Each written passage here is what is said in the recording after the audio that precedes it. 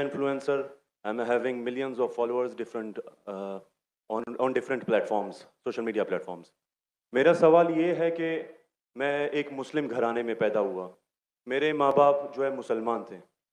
मैं एक मासूम बच्चा, मुझे तो कुछ भी नहीं पता। मैं जब पैदा हो के जवान हुआ तो मेरा जो दिल है वो उसी चीज़ को तस्लीम करता है जो मेरे माँ बाप ने मुझे सिखाया। क्योंकि मैं मुस्लिम फैमिली में पैदा हुआ तो मैं इस्लाम को दिल से सच्चा समझता हूँ।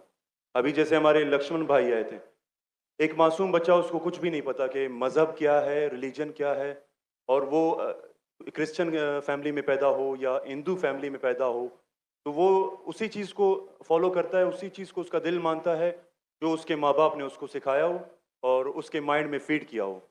तो वो अगर बहुत ही अच्छा बंदा है, वो बहुत ही अच्छा बंदा है, वो लोगों की मदद भी करता है, ख्याल भी करता है, बहुत नाइस इंसान है।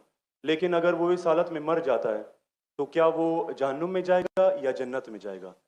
अगर जहन्नुम में जाएगा तो ये जस्टिस है या इनजस्टिस है? भाई साहब, अपने नाम क्या है आपका? Abdul Abdul Basit Rind. Abdul Basit Rind. Rind Rind is a Balochi caste, Rind tribe है मेरा। रिन जी, रिंद। अब्दुल कादिर इस्लाम नाम अब्दुल है। बासित। अब्दुल बासित, यस। शेख अब्दुल बासित अच्छे कारी थे माशाल्लाह। भाई अब्दुल बासित ने बहुत अच्छा सवाल किया। बोला मैं मुसलमान खानदान में पैदा हूँ, मेरे वालिदैन मुसलमान थे और है। अल्हम्दुलिल्लाह है। नहीं, आपने थे बोला लेकिन ना गलती हो गई मुझसे। रिकॉर्डिंग है। मैं गलती एक्सेप्ट करता हूँ। है, मुसलमान है। जो उनने पढ़ाया मैंने कबूल किया। हमारे लक्ष्मण भाई हिंदू थे, हिंदू बन गए। अब्दुल बासित ने कहा जो मेरे वालिदैन ने कहा मैंने मान लिया। अब्दुल बासित साहब, अगर आपके वालिदैन आज कहते 2 जमा 2 5, आप मानेंगे? नहीं मानूंगा। तो ये बोलना कि जो वालिदैन ने कहा मैं मान गया, सही नहीं है। जब तो आप बच्चे थे तो शायद मान जाते थे, बराबर। 2 साल की उम्र में माँ ने बोली 2 जमा 2 5, तो आप हाँ बोलेंगे, बराबर कि नहीं? आज बोलेंगे तो आप मानेंगे। Very good. तो इस्लाम का ये कहना है, अल्लाह के रसूल फरमाते हैं कि जब तक बच्चा बालिग नहीं होता है उनके ऊपर कलम नहीं लिखी जाएंगी, मतलब वो मासूम है। अगर लक्ष्मण जो है अभी तो बालिग है, 25 साल 30 साल 35 साल पता नहीं, यहां से दूर से दिख रहा नहीं था, लेकिन बालिग तो है ना। अगर कोई गैर मुसलमान हिंदू खानदान में पैदा होता है या ईसाई खानदान में खलदा होता है और बालिग बनने से पहले 10 साल की उम्र में या 8 साल की उम्र में इंतकाल हो जाता है, तो वो जहन्नम में नहीं जाएगा, क्योंकि वो मासूम है। आप समझ रहे? लेकिन एक इंसान जब बालिग हो जाता है तो उसके वो जिम्मेदार है, वालिद को दोषी नहीं ठहरा सकता है। आज की तारीख में मैंने आपसे पूछा, आपके वालिदैन बोलेंगे 2 जमा 2 5, आप मानेंगे? आपने कहा नहीं। उसका मतलब आज आपकी वालिद, आपके वालदा अगर कोई गलत कहेंगे, आपके पास होशो हवास आया, आप उसको कुछ बात में भी आप मान लेंगे गलत चीज को, लेकिन अक्सर गलत चीज को नहीं मानेंगे। आप अपनी वालिद से मोहब्बत करते, वालिदैन से मोहब्बत कर, उसका मतलब नहीं कि आप खिलाफ है उनके, लेकिन अभी आप बालिग बन गए, समझिएगा। तो ये बोलना कि क्योंकि वालिदैन, कुरान क्या आयत है, ये काफिर ये नहीं कह सकेंगे कि उनके वालिदैन काफिर थे, ये काफी नहीं है, कुरान क्या आयत है। तो उसका मतलब अगर बचपन में कोई बच्चे का इंतकाल हो जाता है, चाहे वो मुस्लिम खानदान से गैर मुस्लिम खानदान से, अगर बालिग नहीं होता है तो कलम उन पे नहीं चलती है, वो जहन्नम में नहीं जाएंगे। साफ है। एक बार बालिग हो जाते हैं, उनको इल्म हो जाता है, फिर इसीलिए अल्लाह के रसूल फरमाते हैं कि हर इंसान, हर बच्चा दीनुल फित्र में पैदा होता है।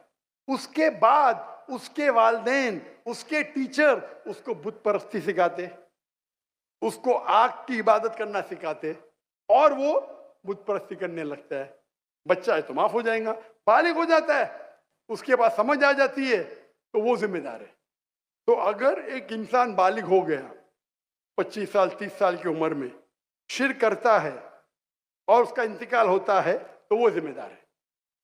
पहला मुझे ये कहने के लिए कह दो, क्या आप समझते खाली मुसलमान में पैदा हो गए तो जन्नत में जाएंगे? इस्लाम में जन्नत में जाने के लिए 4 चीज की जरूरत है, मैंने कह दिया। ईमान, अमल सालेहात, ईमान, राइचियस डीड, वतवासौ बिल हक, हक की तरफ बुलाओ और सब्र की तरफ बुलाओ। 4 चीज की जरूरत है। आप बहुत अच्छे इंसान होंगे, नमाज पढ़ते होंगे 5 टाइम, हज के लिए गए होंगे, रोजा रखते होंगे, लेकिन अगर आप दावत नहीं करेंगे तो आमतौर पे आप जन्नत में जाएंगे नहीं। अल्लाह ताला आपको माफ करने चाहता है और जन्नत में डालना चाहता है, वो अल्लाह की मर्जी, वो डाल सकता है, लेकिन आमतौर पे आप जन्नत नहीं जाएंगे। उसी तरीके से कई गैर मुस्लिम मुस्लिम बन रहे लाखों की तादाद में, और समझ रहे, तो लाखों की तादाद में गैर मुस्लिम इस्लाम कबूल कर रहे, वो जन्नत में जाएंगे कि नहीं? सर नहीं, सवाल जी जी जाएंगे कि नहीं? बिल्कुल जाएंगे। और एक आदमी आज अगर इस्लाम कबूल करता है, अल्लाह ताला के रसूल फरमाते हैं उसके सब गुनाह माफ। तो आपसे अच्छा मेरे से अच्छा हो गया ना। हम कितने भी अच्छे गुनाह तो थोड़े करते होंगे छोटे मोटे।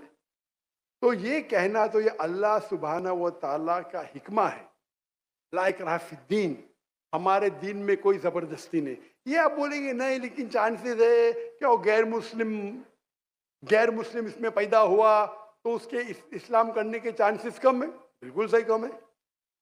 मुसलमान होने के बाद भी आज की हालत देख के लगता है कि हम जन्नत में जाएंगे। वो खातून क्या कह रही थी, क्या कह रही थी? क्या पीडोफिलिया करके जन्नत में जाएंगे? क्या लगता है आपको? सर वो तो हमारे इस्लामिक टीचिंग्स में नहीं है बिल्कुल।